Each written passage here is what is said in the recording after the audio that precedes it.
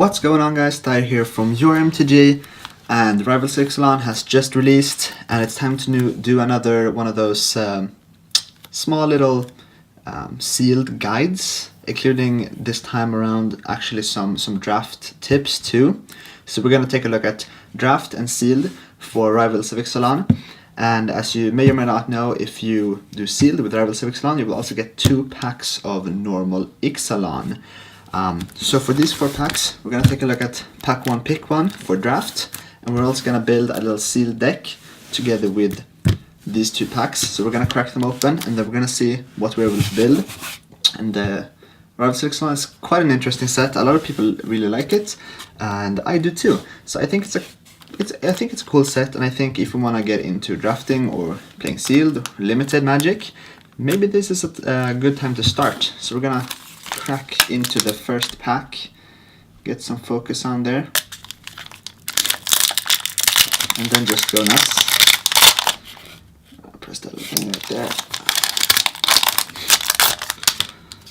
Alright, let's pull these closer to the camera. Get some focus going. Maybe there's some glare. If there is, I'm sorry about that. So we can see we got something of each and every color.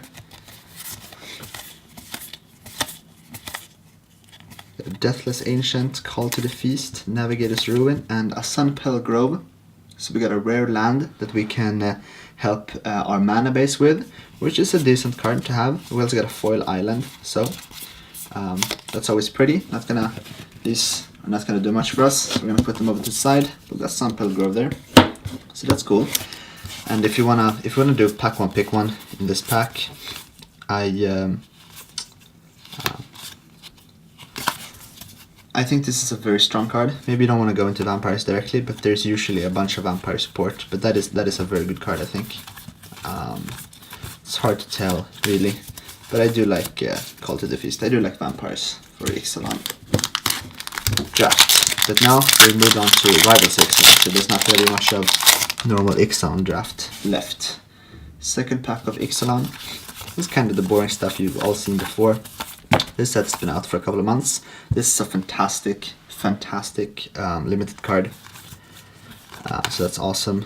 And we also got a Kinjali Sunwing. So this is a very strong dinosaur flyer. See if we can move a little bit closer to the focus. Alright. So this is a very strong flyer. Very good price for what you get, and it helps a lot with tempo and everything, so I like that too. Now let's actually move on to pack 1, pick 1 for Rivals of Ixalan too. So when you open the pack, you usually remove the basic land. This time it's a flip card. We got a flip card and a City's Blessing. If you get one of these, save them. They're probably going to be pretty useful. There we go. I think we're focused right there. What not a very good blue card. This is a pretty strong card too, actually. Underrated. This is a very nice green card too. Alright, so we got a Arterial Flow. We got Daring Buccaneer. Merfolk Mistbinder. Fantastic card. I can already see a little theme maybe we wanna head into, because this is pretty awesome. We got a Kumena's Awakening as a rare. So I think for this rare in limited, you should be pretty careful because it can get out of hand. You will also give your opponent cards to start with, but later on in the game it draws you an extra card a turn, and that's very good. But be mindful that your library is usually probably going to be just 40 cards in limited, so maybe you're out fast. But right here for pack 1, pick 1, I think this one is actually it's too good to pass, pretty much. I love Merfolk. I think it's kind of easy to draft, and you only need, this is basically a bomb for Merfolk. Get this on at turn 3, 4, 5, anything. It helps you a lot. It helps you a bunch. These 2 are also really good cards. In this pack, green is this is very good too. Green and blue I think is very strong. I don't think Red has got a lot of interesting things. This is a decent card for draft, but Rivals of Ixalan isn't that fast, so I definitely should pick this and be mindful of the blue and green of this pack. Let's pull the rare to the front. It's always a good idea to decide what you want to play based on the quality of your rares, but you should not think about that single-handedly. If you get a bomb rare in a color, but the color is weak, then you should, you know, kill your darlings and actually not play that really strong rare. The synergy is the most valuable thing in your deck. This is a very good combat trick for only 1 mana. It's very, very good. Pretty good in the Merfolk deck, this thing too. This is a good removal for white. So we got some strong stuff here. Longwell's pretty good. We got a dual land here if you want to play vampires. This is a fantastic card too. We've got a lot of strong things. Of course, remove these things. I don't know what this is. Minecraft magic. Yeah, never seen before. We've got this Silent Gravestone, and I think this is certainly not something you do want to play in your main deck, but you should definitely keep this in mind for your sideboard. If your opponent plays a lot of graveyard stuff, maybe for vampires, then this could definitely be useful. But overall, in this pack, we've got a lot of strong cards. I think in the end, these 3 cards are the strongest. This is good because it's only 1 black, so you can definitely splash this, be more open. This is double green, but this card is extremely strong. 5 mana for 2 3/3s with trample. Even a removal spell won't really deal with that immediately, so I would pick this as my first pick. I also love green in Rivals of Ixalan, so maybe I'll go ahead and force green in this case. But I do really, really like this card. I think it's a fantastic card. So we got 2 packs left now. And then we're gonna go ahead and build. Also put some helpful annotations all over the screen. See if there's anything I miss. That's important for you to know if you wanna head out and play Draft or Sealed, which is probably the most fun formats in Magic overall. Everybody enters on basically equal terms. You don't get a 400 deck that you need to buy before you go in and play. Just know the set. I love this for Constructed, maybe not so much for Limited, but it's very good. It's very good. It's also a good card. Let's remove these, but we have a Sphinx's Decree, which is another card that's not very good in Limited at all. If anything, maybe it's a sideboard card against a blue-white deck or something, some tempo-based thing. But this is certainly a sideboard card, and I think that the interesting thing about the cards we've opened right now is that 4 out of 5 rares are basically unplayable in most Limited decks. So we've really got to take a look at our commons and uncommons and our colors and see what works, because the rares don't really lead us into any specific color. But this is a nice card to have. It's always nice. But I would not first pick that, even consider it. I do like this card. I do like this too. It's in 2 colors, but you know, this is also a very good card. And this actually too. This is quite a hard pack. I don't want to first pick that. I want to pick one of these. And since there's 2 good white cards, maybe you'll get someone else into white, but not a lot of good red. So I'll probably first pick Bombard here. A very good red removal spell, 4 damage target creature for 3 mana at instant speed. It's very good for Limited, gets rid of most things that you want to get rid of. It really helps you out with the tempo. You can play it in your opponent's turn and everything. So I definitely think this is a good card to first pick. But these, I wouldn't see any fault in picking these either. They're both very good cards. But I would pick the Bombard. Unless something drastically changes soon. Alright, we're moving into our last pack. I think we've gotten some decent things in all colors.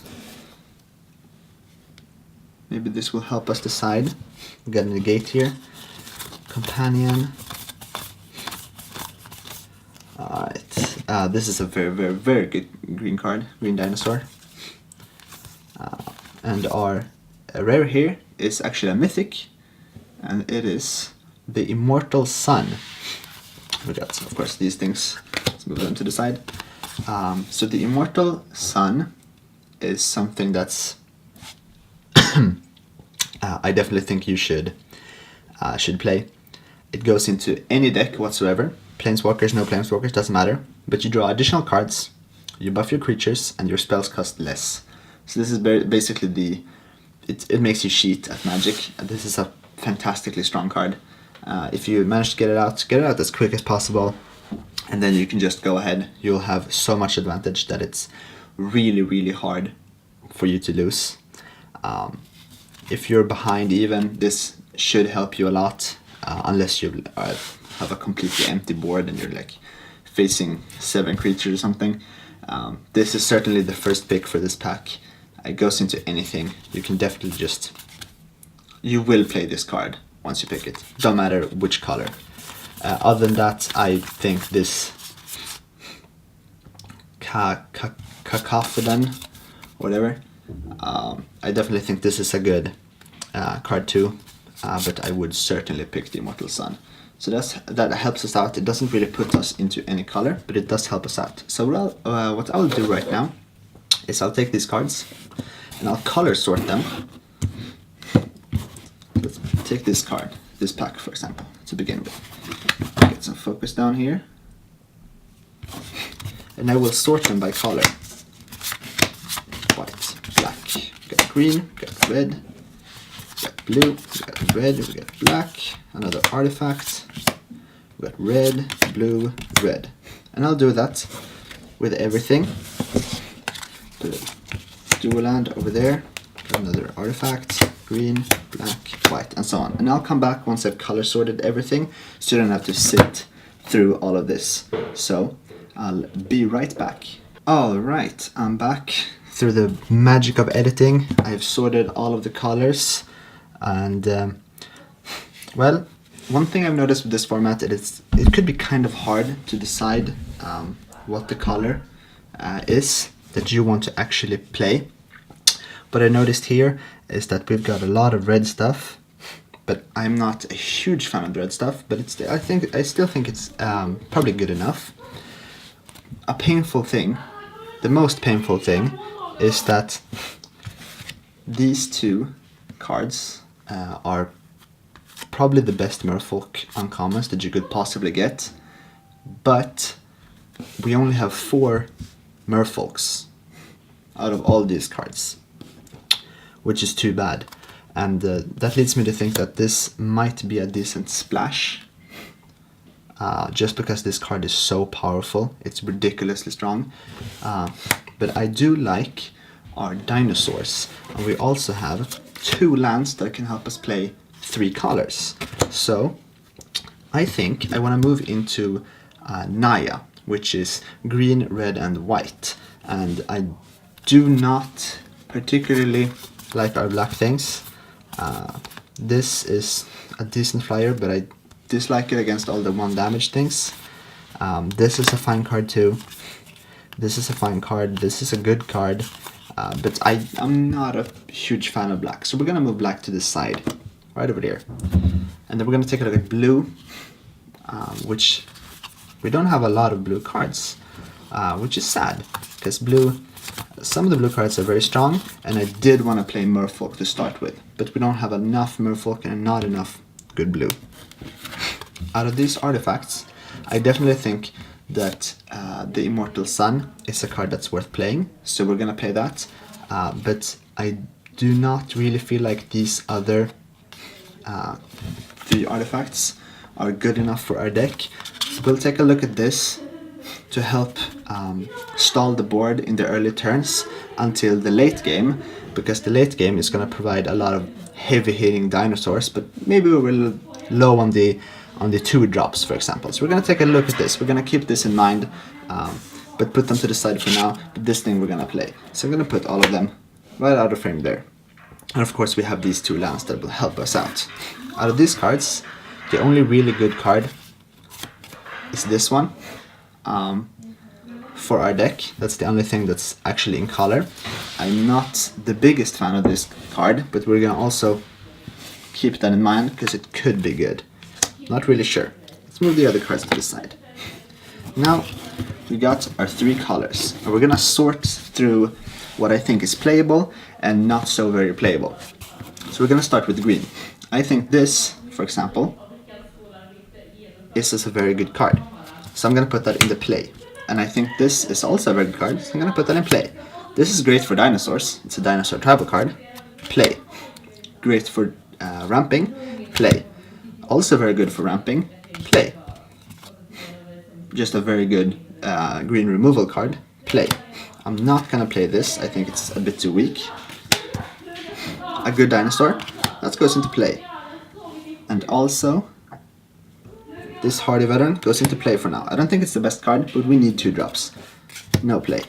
And these 3 are all really, really good cards. So we're gonna put them in play. So we got a lot of good playable green, which means we're gonna have to cut things. So I'm gonna take the 2 cards that I don't really want to play, put them sideways, and the cards I want to play on top.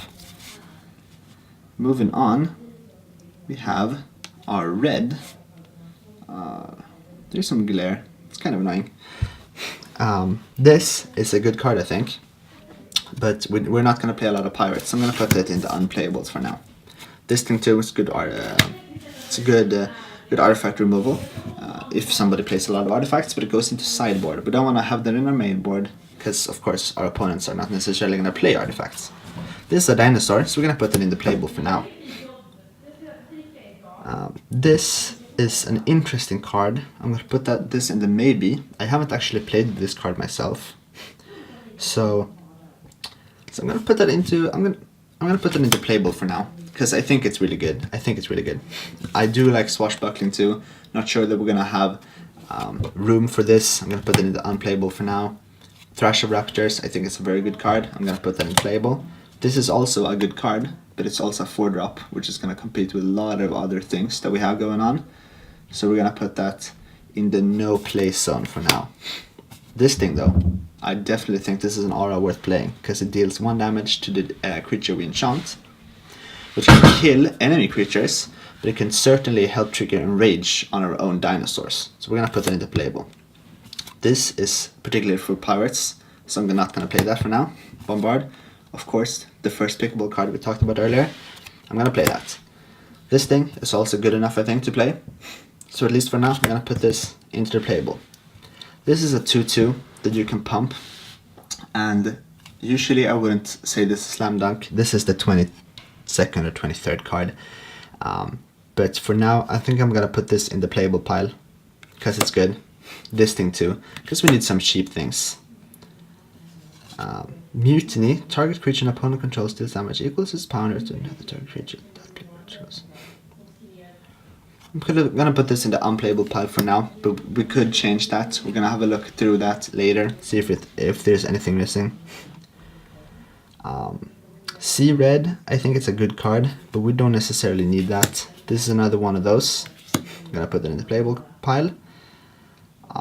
This is a decent card too, but once again it's at the 4-drop spot, and I do like having a 3/4 more, I think. Maybe. Actually, we're gonna switch these. This is better for now because it helps us with our mana if we get mana screwed. So this is our pile of unplayables, and this is our pile of playables right now. And now we're moving on to red. I mean white, of course. I think this is a decent card. Not the best, but it works. I'm gonna put this in playable for now. This is certainly a playable card. This is a good sideboard card, but nothing we're gonna play. This is a fantastic dinosaur, and this too. So we're certainly gonna play those. And this is removal in white, and we need removals, so we're gonna definitely play this too. This thing is good, but usually not in sealed or limited, so I'm gonna put that into the no pile for now. Same with this. It's 4 mana, but it's a 1/7. It's only good if we have this card, because then this becomes a 4 mana 7/7, but that's, you also need to have this played for 7 mana first, so I don't think it's worth it. We're gonna put that in the no. Since we only have one Legion Conquistador, we're actually not gonna play this one either. If we had 2 or 3 draft maybe, then it could be good. For now, no. This I think is awesome. Does not have Defender, so we're certainly gonna play this, and it's gonna be one of our best cards for the early game. This thing I like so much too that I'm gonna put this in the playable pile for now. Maybe not. Maybe we'll cut it later, but it's very good. Then we have these two cards that I really do want to play, especially this white removal. So we're gonna put this into the playable pile. So we got a lot of playable white.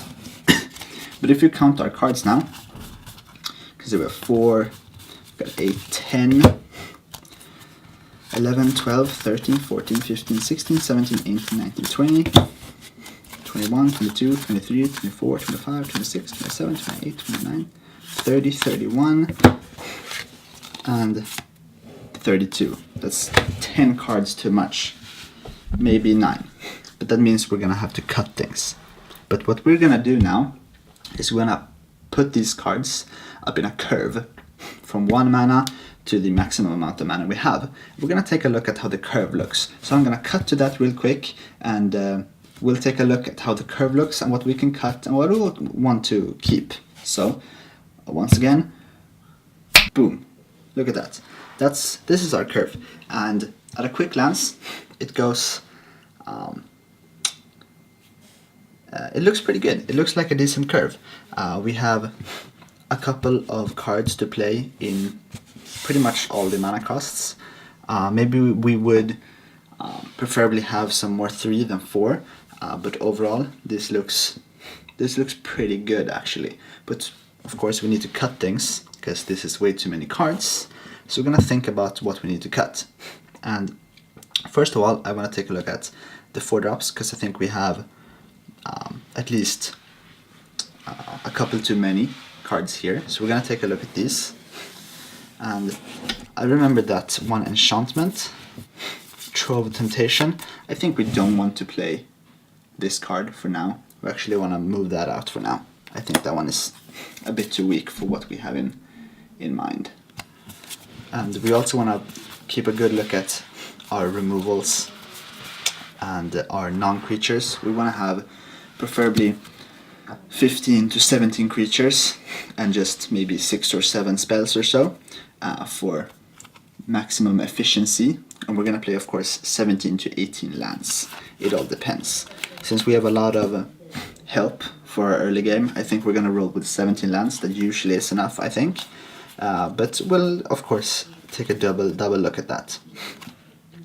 Right here, since we don't have necessarily a lot of dinosaur buffing and nothing with Enrage, I'm going to remove this 3/4 dinosaur guy, because we have one in green as well, but the one in green, of course, has Reach, and we do want to have I'd rather have something with Reach than just a 3/4, so I'm gonna move this away. Other than that, I think all these cards are very strong, and it's hard to find something that I want to necessarily kick out. So let's put these back for now and see if there's anything in the other colors that maybe we don't want that much. So you can see we don't have any super heavy hitting dinosaur bombs, but I think we do have some overall fairly strong cards. For the 3-drop spots, I think maybe we want to remove one of these. That sounds like a good idea. I think we have a lot of other really strong cards. I'd rather have these two than just a 3/3. This one is a lot better, and this one helps us with our ramp that we could probably need. I think we need that. So we're gonna remove one of those guys as well.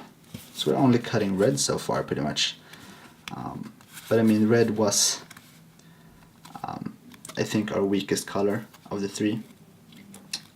But it does provide us with a lot of really good stuff too.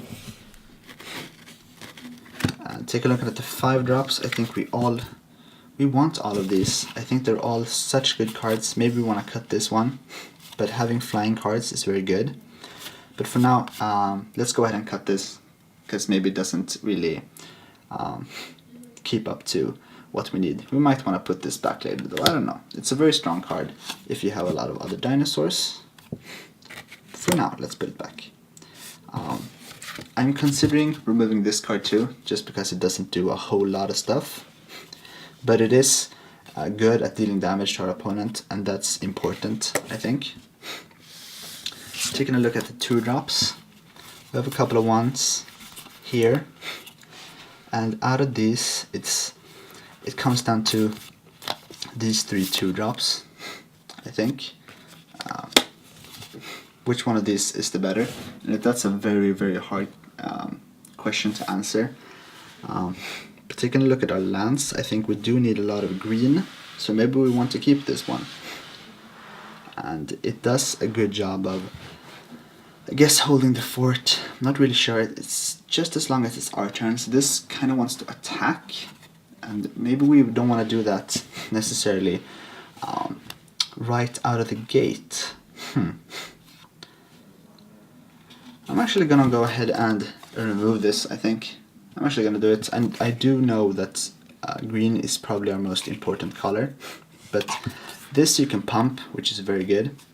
And this thing has vigilance, so it does a good job of both attacking and blocking. So I'm gonna remove this one for now and keep the other. And then we have 4 1-drops too. And I think we need to play this pretty much, and this helps us fetch for both lands and dinosaurs, which is also very important for us to do. So I do want to keep that one too. So it comes down to cutting one of these, and I think both are very good cards. So this makes us able to play an additional land this turn, which could be very good. Having a 3-drop on turn 2 would be quite amazing. And it also helps us explore a creature if we play this later on in the game. Preferably, maybe we want to play this on turn 3, get our 5-drops out on turn 4. So I do think I'm going to try and play this and remove this one for now, because it just doesn't do that much for us. Our creatures are mostly going to be the bigger ones on the battlefield anyway, but we will keep in mind this one for the sideboard, and we're definitely going to keep this one in mind too. Maybe it doesn't perform very well for us, and then we're definitely going to remove it for something else. So counting our cards right now, our curve looks a lot better, I think. We got 3, 4, then we got more, and 3, 2. So that looks awesome. We're gonna count the cards right now, see what's going on. 3, 7, 8, 9, 10, 11, 12, 13, 14, 15, 16, 17, 18, 19, 20, 21, 22, 23, 24, 25, 26. So we have definitely need to start killing our darlings. So we're gonna have to remove 3 cards from this, and that's gonna be tough. That's gonna be tough because all of our cards are really good, I think. So we're gonna think about this. Since it's sealed, we're gonna be a little bit more top heavy than if this was a draft deck, because draft usually goes a little bit faster because the decks are a little bit better, more concentrated and focused on what it is that they actually want to do. But I think we need to remove at least one thing from both of these piles. We're gonna take a look here at what are let me get the focus. The worst card here is, and I think it is this one. We need to remove the Brazen Freebooter because it doesn't do as much as the other cards. Otherwise, I would probably have removed this one because it also doesn't do a whole lot. But since we're playing dinosaurs and there's some dinosaur synergy going on here, I do want to keep our Whiptail. And this also helps against flyers, which we're weak against. We don't have a lot of flyers at all. So we're going to remove this one from this pile. So now we need to remove 2 more cards. But now I'm actually quite happy with the 4-drop spot. 6 cards is maybe on the edge of being a little bit too much, but I think it's good for us. Removing a card from this pile is going to be hard too, because I do really enjoy all of these cards. This is actually a hard one. I think it comes down to removing one of these 2 cards. I just think this helps us a lot in the early game, creating a Shump blocker and also some hexproof stuff. And this is also such a good card for ramping us out something big early. So maybe it comes down to removing this actually. I don't really want to do it because it's usually really strong. 3/3 for 3. It's pretty good in this format. But I do actually think we need to remove this one and just stick with these cards. And one thing we can do now is count how many creatures we have, so we're not low on creatures. So we got 1 here, 2, we got 3, 4, 5, 6, 7, 8, 9, 10, 11, 12, 13, 14, 15 and 16. So I do not want to remove any more creatures. I do want to remove a spell. It comes down to this. And removing spells, that's going to be hard. That's going to be very hard because we got a lot of good stuff. And I do think actually that it's this card that goes away because it doesn't do enough for us. It doesn't help us change too much of the deck, and we're going to have Blossom Bride play the part as the additional land. And this is tough. Maybe we want to change and flip this in later on, but I do think that this is the card that actually needs to go right now. We're gonna put that there and definitely keep that in mind for later. But right now, as you can see, we have a 23 card deck that I think looks decently strong, that we could play and maybe do good with. It's not the best deck of all time, but it's certainly a strong deck that you won't be ashamed over. We also got 2 good lands to help us out here. So this is 23. As you can see, the curve is fairly good. We're starting small, going bigger and bigger and bigger, and then smaller and smaller and smaller again. The Immortal Sun is definitely going to help us get more gas out and also pump our creatures and help us play our bigger spell cards in the 4-drop spots. We can play 2 cards a turn. And of course we have a lot of sideboard cards still left. We also need to keep attention to this if our opponent plays a lot of graveyard stuff. And this too, if our opponent is too aggressive. But this, I think this is a good deck that you could be proud about playing. I think Dinosaurs is also very fun to play, definitely for newer players too, because it's a big beat stick. It's a bunch of fun playing big, beefy, bulky dinosaurs that just gives you a ton of value overall. So I really hope this guide has helped you become a better Sealed player. Maybe you want to head out there and try for yourself. I definitely recommend that. It's going to be a bunch of fun, so head on to your local game store, find an event, a draft, a seal. Just go ahead. It's a bunch of fun. Don't worry about losing or drafting or building a bad deck, because it happens to everyone. We all start somewhere. But I do think this is good. I'm happy with it. We got some decent cards as well. I do like the Immortal Sun. It's a good mythic to have. But overall, I think if you like this video, please go ahead and leave a like on it. Also comment if you want me to change anything. Maybe you have some good ideas. Maybe I didn't see anything. That always happens. It's always good to have someone else take a look at what your card pool and give their opinions. So definitely keep that in mind and help me out here by telling me if there's anything I missed. If you would make any changes to this, I would gladly appreciate that, because I also become better with all of these videos. Other than that, if you do like the content you're seeing, please subscribe to YoreMTG, turn on notifications. It helps me out a bunch. And yeah, I really hope you enjoyed watching this video. I liked making these ones, and I do want to continue to make them, because I feel that like they can give you something. So thank you guys so much for watching the video. I'm gonna stop rambling now, and I'll talk to you guys in the next one. Bye bye.